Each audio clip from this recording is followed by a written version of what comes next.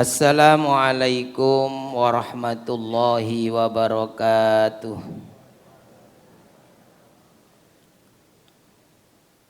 Bismillahirrahmanirrahim. Alhamdulillahi rabbil alamin.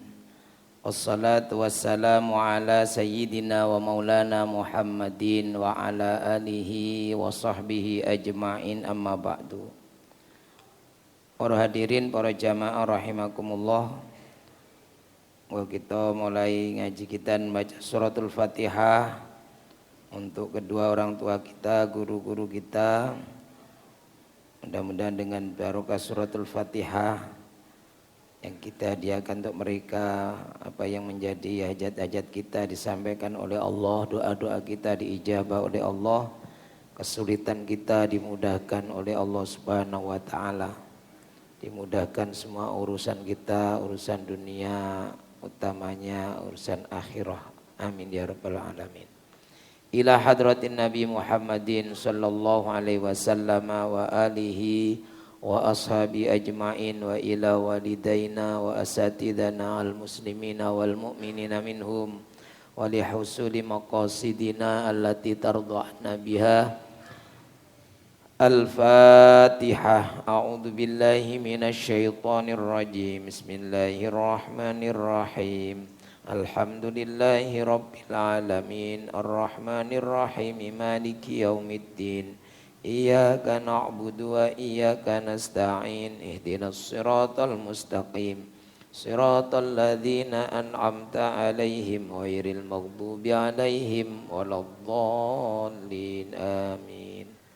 Al-Fatihah sepindah malih ditujuaken dumateng niki almarhumah Ibu Ananda Fauzia Tilawati, Ibu dan Bapak Markon. Almarhum Bapak Markun. Mudah-mudahan amal ibadah beliau diterima di sisi Allah Subhanahu wa taala. Diampuni segala dosa-dosa beliau. Dan kita baca nanti setelah ngaji singkat Yasin. Dan mudah-mudahan beliau juga mendapatkan pahala seperti kita ngaji ini ya. Kita bacakan Fatihah untuk mereka. Mudah-mudahan keluarga yang ditinggalkan diberikan kesabaran dan istiqomah. Ila hadratin Nabi Muhammadin sallallahu alaihi wasallam wa alihi wa ashabi ajma'in wa ila hadiniyah. Khususan almarhumah Ananda Fauzia Tilawati wa Bapak Markun. Ighfir lahuma dunubahuma wa taqabbal jami'a hasanatihima. Wadahilhuma al-jannata ya arhamar rahimin. Al-Fatihah. A'udzu billahi minasy syaithanir rajim. Bismillahirrahmanirrahim. Alhamdulillahi rabbil alamin. Arrahmanir rahim. Maliki yaumiddin. Iyyaka na'budu wa iyyaka nasta'in. Ihdinas siratal mustaqim. Siratal ladzina an'amta 'alaihim ghairil maghdubi 'alaihim waladdallin. Amin. Bismillahirrahmanirrahim. Wal maqalatu tsalisata asyrata. Ini maqalah yang ke-13. Dirasakan. Qala ba'dul hukama. Sebagian ahli hikmah, ulama tasawuf, beliau berkata, yambaghi lil akili, seharusnya bagi seorang yang berakal, idza taba, ketika dia ingin bertaubat. Seharusnya orang yang berakal, orang yang cerdas, akil, ketika dia ingin bertaubat, ayyaf ala asyra khisalin, hendaklah dia melakukan 10 hal. 10 hal-hal ini dilakukan ketika dia ingin benar-benar bertaubat. Ihdaha istighfaru bil lisan. Yang pertama yaitu istighfar bil lisan. Memperbanyak baca istighfar. Astaghfirullahaladzim. Aku mohon ampunan kepada Allah yang Maha Agung. Astaghfirullahaladzim. Istighfarnya bisa dengan berbagai sigot, ya, bentuk kalimat. Astaghfirullahaladzim innahu kana ghaffara. Atau astaghfirullahaladzim wa atubu ilaik. Wa atubu ilaihi. Astaghfirullahaladzim wa atubu ilaihi. Atau yang ring singkat ya astaghfirullahaladzim. Itu istighfar. Syukur kalau hafal sayyidul istighfar. Jadi banyak memohon ampunan kepada Allah. Ini yang pertama. Wa nadmun bil qulubi wal nadmun bil qulubi. Kemudian yang kedua yaitu menyesal di dalam hati, dengan hatinya dia menyesali dosa-dosa yang terlanjur dilakukan. Wa iqla'un bil badani. Wa iqla'un dan mencabut diri dari dengan badannya, menjauhi dosa-dosa yang sudah pernah dilakukan. Kalau misalnya dosa karena mabuk-mabukan, ya ini dijauhi, menjauhi hal-hal yang bisa mengembalikan dia kepada mabuk-mabukan. Wa iqla'un bil badani. Jadi menjauhkan diri dari perbuatan yang terlanjur dilakukan. Yang keempat, pertama istighfar, 2 menyesal, 3 mencabut diri, menjauhkan diri dari perbuatan dosa tadi. Wal azmu ala alla ya'uda.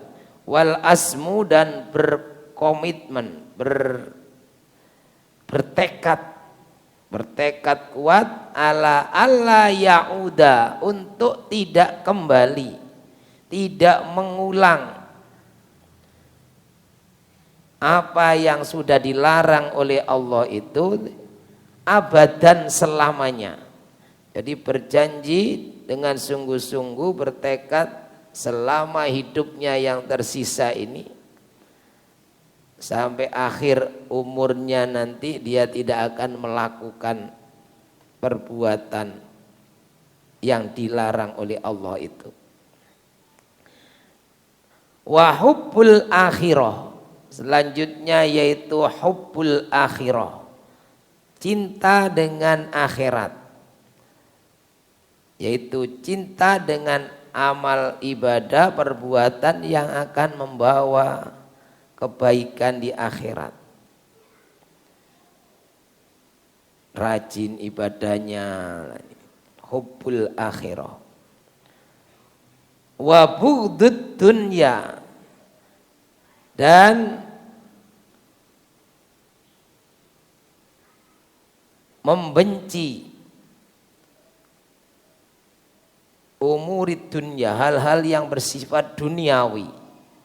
Jadi membenci ini ya maksudnya tidak terlena, tidak terpedaya dengan kemewahan dunia, lebih memperbanyak cintanya kepada akhirat. Kemudian berikutnya yaitu waqillatul kalam, menyedikitkan bicara. Waqillatul kalam, menyedikitkan bicara. Jadi ini hal-hal yang dilakukan oleh orang yang ingin bertaubat. Tapi syarat sebenarnya kalau dalam hadis itu kalau ingin bertaubat, taubatan nasuha itu jika dosa itu berhubungan dengan hak Allah, maka syaratnya ada 3. 1, menyesal, kemudian memohon ampunan, istighfar tadi. Yang ketiga itu berkomitmen tidak akan mengulangi lagi perbuatan yang sama. Nah, cuman dalam ini didetailkan lagi oleh ulama, dirinci lagi 10 hal. Di antaranya tambahi wakilatul kalam, tidak lagi banyak bicara. Kenapa? Karena dalam sebuah hadis diriwayatkan Rasulullah Shallallahu Alaihi Wasallam bersabda, man kathura kalamuhu, siapa yang banyak bicaranya, bicara hal-hal yang tidak diperlukan, hal-hal yang tidak ada manfaatnya. Kathura sakhotuhu, kathura sakotuhu, maka dia akan banyak kesalahannya. Banyak ngomongnya yang ngalor ngidul enggak ada babnya itu. Wah, ini nanti banyak kesalahan, banyak dosanya. Waman kathura sakotuhu, siapa yang banyak mengalami ini, terpeleset lisannya ini, kesalahannya, dosanya, kathura dunubuhu, ya banyak dosa-dosanya. Kalau banyak ngomongan tidak terasa, mungkin menyakitkan orang, mungkin mengucapkan kalimat-kalimat yang menyebabkan lupa zikir kepada Allah, atau kemudian kalimat-kalimat yang tidak disukai oleh Allah. Nah ini, ketika banyak dosanya, waman kathurat dunubuhu, siapa yang banyak dosanya, annaru aula bihi, neraka lebih layak baginya. Jadi sudah otomatis, artinya ini banyak bicara yang tidak ada manfaatnya, itu berdampak pada neraka. Itu tadi banyak bicaranya ngalor ngidul, maka banyak kesalahannya. Kalau banyak kesalahannya nanti banyak dosanya, banyak dosanya sudah otomatis annaru aula bihi, neraka lebih pantas baginya. Kemudian yang berikutnya yaitu wakilatul akli wasyurbi, menyedikitkan makan dan minum. Banyak tirakat, banyak puasa, banyak tirakat atau puasa, menyedikitkan makan dan minum. Hatta yatafarragha lil ilmi wal ibadati. Jadi kalau kemudian makannya tidak terlalu banyak, maka kemudian jadi banyak waktu luang untuk tambah ilmunya, untuk ibadahnya. Tapi kalau banyak jagongan, pindah tempat, ngerumpi yang babnya enggak jelas, kalau babnya ngaji kan jelas babnya. Tapi kalau ngerumpi kan gak ono babe. Sehingga banyak waktu longgar untuk menambah ilmu dan menambah ibadah. Jadi ini qillatul akli wasyurbi, tidak berlebihan dalam makan minum, tidak artinya juga ya banyak tirakatnya, banyak puasa. Nah, kenapa kalau puasa kita itu ringan dalam ibadah? Kalau bulan Ramadan misalnya semangat, karena kita badannya ini tidak banyak terlalu makan yang banyak, sehingga kita ini semangat melakukan kebaikan. Sebaliknya misalnya makannya kebanyakan, seperti mungkin awal-awal dulu kita puasa. Wah, ini semua dimakan, begitu maghrib wape dimakan semua sampai kekenyangan. Kemudian senden. Nah, itu kayak napa? Karung dipenuhi beras, goyang-goyang sendekno. Dek, rasa-rasen ngadeg. Terawih rasa-rasen tadarus napa malih. Nah. Kenapa? Karena kebanyakan makan. Padahal kalau sedikit makan itu, ini adalah amaliyanya para wali. Jadi para wali-wali Allah itu makannya tidak banyak, supaya gerakannya lincah untuk ibadah. Ini dalam satu riwayat Rasulullah dawuh ngeten, auliyaullahi min khalqihi, para wali-walinya Allah dari makhluknya Allah, yaitu ahlul ju. Ahlul ju itu orang yang biasa menjalani lapar, wal atsi, dan haus. Jadi ini perilakunya atau para wali-wali Allah itu senangannya ya tirakat, tidak banyak makan. Nah, kita ini sudah kebanyakan ini wisata kuliner, makanya ibadah ya rada berat, ngajine berat. Karena di mana-mana itu yang menarik itu, yang menarik makan. Faman adahum intaqamallahu minhu wa hataka sitrahu wa harrama alaihi aisyahu min jannatihi. Jadi intinya hadisnya sampai sini, sampai auliyaullahi min khalqihi ahlul ju'i wal atshi. Para wali-walinya Allah itu dari makhluknya Allah adalah ahlul ju' wal atsh. Orang-orang yang biasa berlapar-lapar, biasa berhaus-haus. Maka kemudian kita jangan sampai menyakiti mereka, orang yang berlapar-lapar, berhaus-haus dalam rangka untuk mendekatkan diri kepada Allah ini. Ini bahaya kalau kita adahum menyakiti mereka. Makanya kita kemudian hati-hati berbicara atau apa perbuatan apa saja kepada setiap orang. Jangan-jangan ini ahli tirakat. Nah, ini dampaknya besar, ini adalah walinya Allah. Para hadirin jamaah rahimakumullah. Jadi intinya hal-hal yang tadi kita sebutkan, qillatul akli, qillatul kalam, sedikit bicara, sedikit makan, itu adalah bagian dari untuk badan kita itu yatafarragu lil ilmi wal ibadah, supaya lebih punya banyak waktu luang untuk ilmu, untuk belajar, untuk ibadah. Karena itu semua adalah perbuatan yang sangat dicintai oleh Allah.